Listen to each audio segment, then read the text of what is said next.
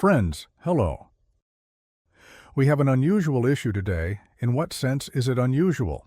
It's an ordinary rock story, but unusual from the point of view that we went topical, as they say on television. I'm going to do 3 parts of this investigation. Get your likes, subscribe. Here we go. So we're tied to a topical event, to U.S. President Trump's statement that it would be a good idea to buy Greenland. Let's get started. Let's go over some basic things first. What is Greenland? Well, it is one of the bare corners of the world, i.e., it is the largest island in the world, 4 times smaller than Australia. Australia is a continent, as we know, so approximately 80% of Greenland is covered with a thick layer of ice, so there is no forest growing there, only some dwarf trees. So mosses, lichens, respectively.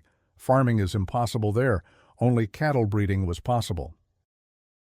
The northern part of the island, the land of Peary, has no ice cover, but the air there is so dry that there is not even snow there. But still, it's absolutely impossible to live there. And not what to live, people survive there. In 2013, under the ice cover of Greenland, scientists discovered the longest canyon on Earth, called it the Grand Canyon by analogy, then with the American Grand Canyon. What other fun facts about this amazingly comfortable corner of the Earth? It was in Greenland that, for example, the coldest air temperature in the Northern Hemisphere was recorded. December 22, 1991, the thermometer column fell to minus 69.6 degrees Celsius. For comparison, the temperature record in the Southern Hemisphere and on Earth in general in Antarctica, 89 degrees below zero. Greenland is home to the largest national park in the world, Greenland National Park. Well, I think it is also some kind of a play on words because Greenland is simply the largest island in the world. Since there are a total of 2.5 people there, everything else is Greenland National Park. The answer is very simple. This park is located really in the northeastern part of the island and covers a huge area of 972,000 square kilometers. Well, that's really more than half of all of Greenland.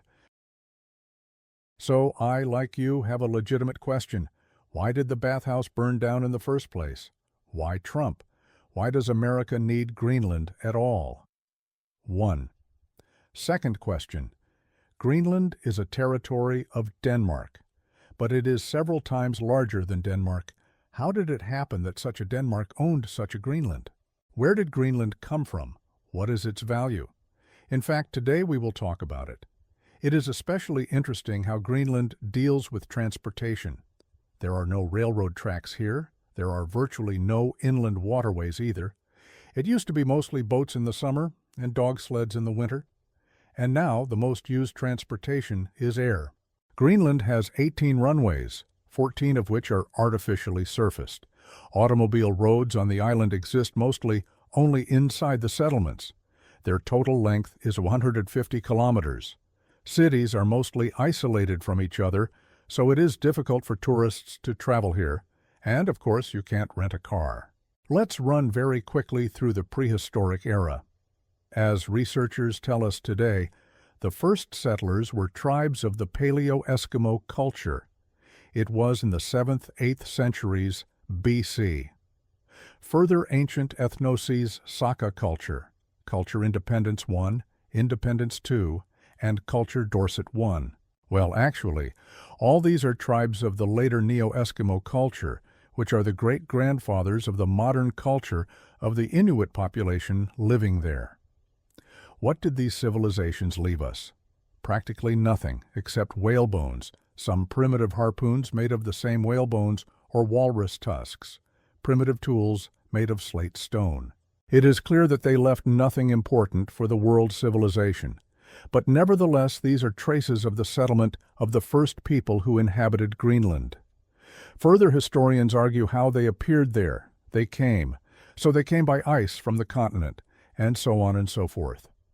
We will not dive into this now, because, frankly speaking, how the first 4,000 people appeared there, and where they went afterwards, this is not a fundamental question for our history. How do Europeans get to Greenland? Naturally, who were the first seafarers? 877 is already our era. Who were the first seafarers who, without fear and with wild prowess, rushed to different ends of the earth? So actually, the first man who discovered Iceland, who was the first Viking to set foot on its land, was Erik the Red. Erik is considered an Icelander, Icelandic Viking, although, strictly speaking, then the Vikings were not divided into Norwegian, Danish, and Icelandic. There was no understanding of nations in the modern definition. Well, anyway, Erik was born in southwestern Norway. His father, Thorvald, was a man of violent temper, and he committed a murder in Norway. And the Vikings got together, and by a ruling of a friendly court, shall we say, they said, "Dear Thorvald, pack up your belongings and your household, and let us drive you out of Norway." Well, Thorvald sat down respectively on the ship, gathered his family, and sailed to Iceland, where, in fact, and entrenched. There were Vikings in Iceland too. They also went on raids to Europe, and in general, in Iceland he lived, and there he began to grow up his son Erik. Erik Red was born in Norway. He came of age in Iceland.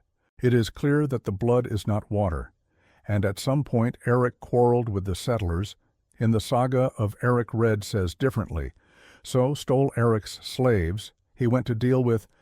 There was some verbal altercation in general, whether long or short. Erik, all and his father went, and 2 of these neighbors he axed and cut down.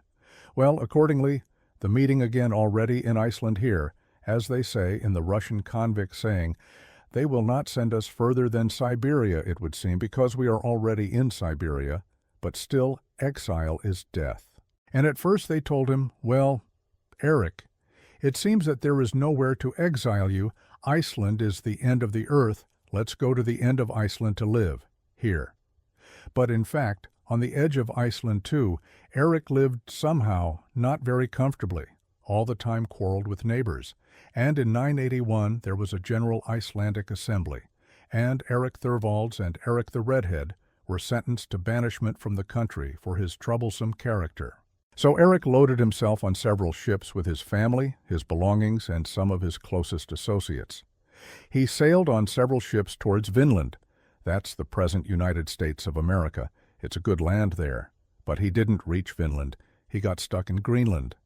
And for 3 years, Erik Red has been exploring Greenland. And, of course, he's completely blown away. There's huge numbers of polar bears, reindeer, what else is there? Arctic fox, walrus, and then walrus tusk in general. Luxury, absolute luxury, because elephant tusks are still rare in Europe, because these are long trade caravans that come from India, through the Arabs, through Byzantium. In general, it is a very rare and very expensive thing. And walruses. Walrus tusks are traded by Scandinavians, please, so of course there are more of them in Europe, and it's good business. And this is what the saga about Erik the Red tells us, that Erik the Red dug in, so he set up a settlement and started to call other Vikings to come to Greenland because, well, we need to expand the colony. And here there are 2 points of view, so why Iceland, which looks like this? The grass is green. The sun does not shine, of course, but nevertheless there is vegetation there. It bears little resemblance to Island, the Iceland, but Greenland, which consists entirely of ice, is called Greenland for some reason, although there is no green there. Why does this happen? According to one version of the islands have changed climate, that once means long ago Greenland was greener and Iceland was icy. But this is so a version, more common version, that Greenland. Erik Red named this harsh, icy wasteland to attract gullible compatriots. Guys, come here. Look, green land, grass, and a lot of polar bears as it was combined incomprehensible, but nevertheless the Vikings went there. Well, and further Vikings begin to somehow settle in this territory, means in the 11th century in Greenland comes Christianity too. Greenland comes Christianity. Descendants of Erik the Redhead, if to believe the sagas, visited Norway, met there with King Olaf I, and Olaf said to them, "And you are still these? You're not chiseled, are you? You still have paganism, don't you? There's Thor, these guys, Loki, all the others, right, guys? we're actually kind of Christianized here. And in fact, soon the first Christian church was built on the island. It was located in Brattahlid. This is the estate of Erik the Red. Moreover, its ruins, this is how they look. They are still preserved in Greenland. That is, the remains of this church, not this particular church, but the only Catholic church, stand on the site of the first church. Of course, there was a second, third, and so on. Erik the Red's son Leiv is already known as a serious navigator. Leiv moved westward and discovered Vinland, the territory of modern Canada, although Vinland is also called America. Historians are actually convinced that it was Erik the Red's son who baptized the local population and brought Christianity to Greenland. Greenland even had its own bishop. Well, and this all goes on until the 13th century, so there is a community of Vikings, which from the Greenland side of the continent, either in Norway or on another Iceland, they export all sorts of things that they extract. First of all, walrus tusks, skins, including reindeer, whalebone, whale oil, dried cod. They are considered to be one of the discoverers of dried fish, and all sorts of things, so they sell mostly to Iceland and Norway. In return, they bring in goods that aren't available on the island. Like wood, yeah, because you've got to build with something. And all of this in general takes place before the 13th century.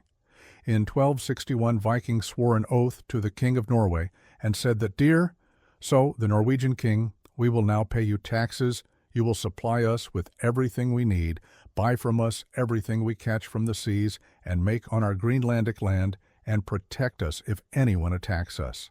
It would seem that there is no one to attack, but on the other hand, piracy started even then. And wherever there are merchant ships, there are dashing guys everywhere, including off the coast of Greenland, and often, of course, they would gut ships and moor to Greenland shores and gut nearby dwellings. That's on the one hand, and on the other hand, the local Inuit population. Well, just going forward, how the Vikings survived in Canada. I mean, it could also make such a totally awesome sci-fi movie. I don't know why he didn't. Imagine what the title sounds like. Vikings versus Indians. It sounds crazy. Of course it's crazy. Where are the North American Indians? Where are the Vikings? Well, of course not, because the Vikings landed in Canada. They started living there, and they lived there for any number of decades.